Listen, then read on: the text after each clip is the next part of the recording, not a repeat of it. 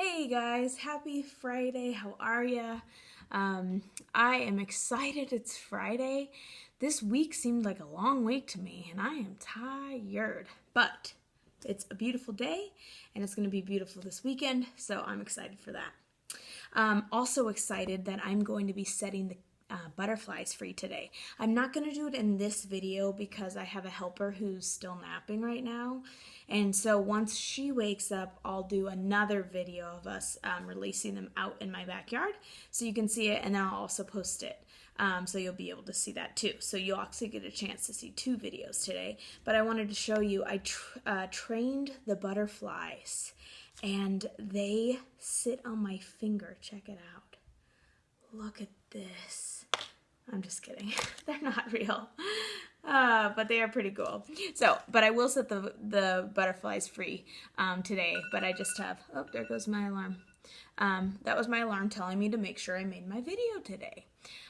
So anyway, I'll post that video as soon as my helpers are awake, and then you'll get a chance to see the butterflies take off. They're ready.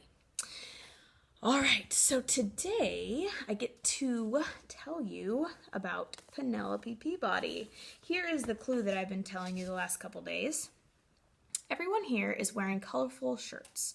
All day long, people have been smiling at me and saying aloha. I don't know what it means, but they're really very friendly people. I visited a local tourist shop and bought a surfboard. I'm headed out to Waikiki Beach to try it out. Someone told me there are no roads leading out of this state. I don't know how I'll find my way home. What state am I in? Well, first of all, Penelope, I would like to know how you got there, because if there is no roads out, then there's no road in. And that is true about this state. So her car must be able to fly, or somehow she got put on a ship with her car and then she went there. I'm not really sure. But man, she is really lost. We need to get her a GPS or something like that. All right, so Penelope, you are lost, but I have a lot of friends that know where you're at. So here are the students who know where Penelope is this week. Marley, Weston, Madison, Cadence, Bennett, Lucas, Caden, Adelaide, and Emerson. Wow, that's 1, 2, 3, 4, 5, 6, 7, 8, 9. That might be one of the most that we've gotten so far. So we have those students all knew where she is. Penelope, you are in Hawaii. How in the world did she get to Hawaii? Hawaii are islands in the middle of the Pacific Ocean. Oh my gosh, I don't know, but I wouldn't mind being there with her right now. So here's a map of the United States, and again, it's just like Alaska. Here's a picture of Alaska, and Hawaii is right here, but it's not actually right here. It's not below Texas. What they did is they just took Alaska and pulled it off and put it here. Same with Hawaii right here. So it's not right below Texas. It's actually right out. If I were to have it, if I were to pop this off and put it, it would probably be somewhere way over here in the Pacific Ocean. So again, not really where it's at, but they just did this so that they could keep it all on one map. So she's in Hawaii. And remember, we said that was one of our greetings that we did in our class circle is aloha. And in Hawaii, aloha means hello, but it also means goodbye. So it's kind of cool. And Waikiki Beach is a very famous beach if you've not been there. It's beautiful, and I would love to take a field trip there someday. Let's go in June. Let's do it. Maybe. Just kidding. All right, so our new clue for Penelope Peabody. Are you guys ready? All right, this is clue number 10 for Penelope. So she is back in the United States. Well, she was in the United States in Hawaii, but she's on the mainland. All right, here we go. I've been driving southward, following the Mississippi River, and I've ended up in the Pelican State. Many people are dressed up in strange costumes for the annual Mardi Gras parade. I hope I catch a glimpse of the Gulf of Mexico before I leave the state. Someone told me I'm in LA, but you can't fool me. I know this isn't Los Angeles, California. What state am I in? All right, here it is.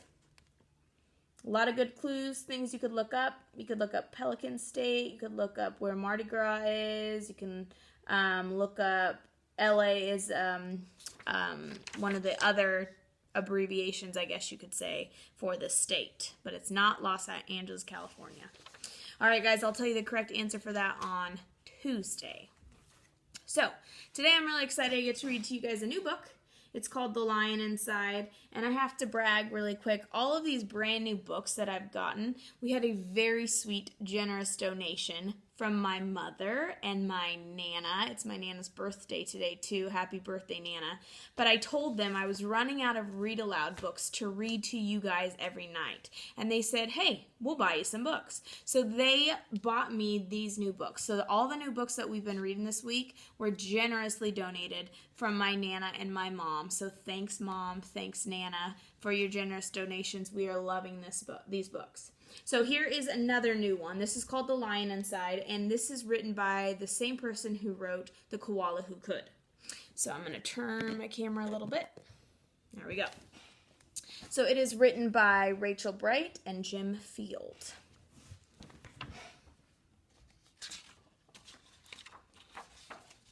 The Lion Inside.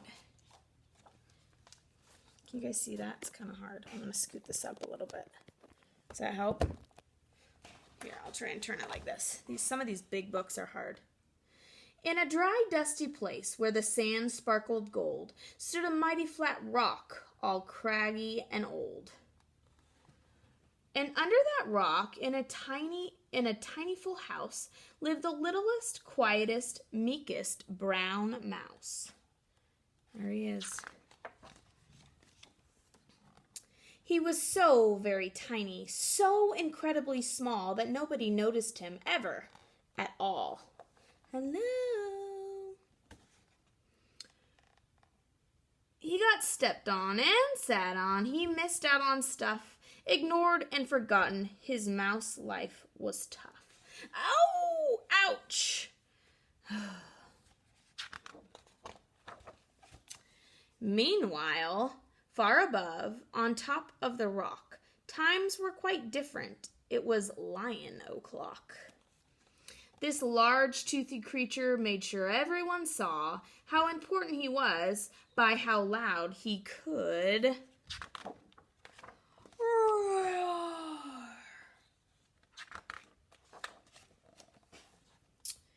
He was head of the pack. He was shouty and proud. He loved flexing his biceps and wowing the crowd. Yes, all were impressed, but this mighty King Cat, if only, thought Mouse, I could be more like that. You guys see the tiny little mouse? This guy's kind of a show-off. Then, late one dark night, in his tiny mouse bed, the cleverest thought popped into his head. He leaped up in the darkness and held up a paw. "I've got it," he said. "What I need is a roar." I mean, what if this mouse, with the whiniest squeak, were a little more grrr and a little less meek? Well, he'd still be the smallest of fuzzy brown mice, but he'd make friends and join in, and life would be nice. Yes, thought the mouse, I must find out how. I will learn how to roar, and I will learn it now. But it wouldn't be easy. There would be only one beast who could teach him the thing, but might make him a feast. Yikes.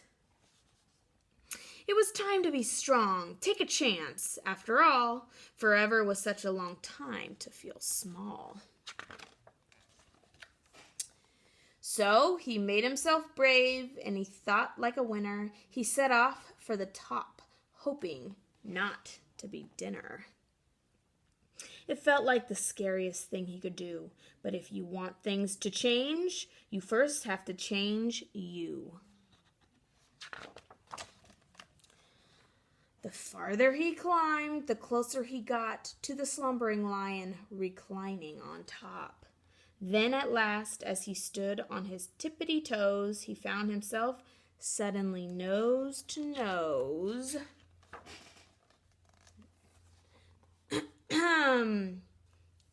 Gulp. Pardon me. Wake up, Mr. Lion. You've got company. Squeak, Mr. Lion, what I've come to you...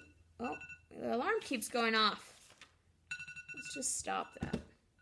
There we go. Wake up, Mr. Lion, you've got company. Squeak, Mr. Lion, what I've come to you for is... Squeak, do you think you could teach me to roar?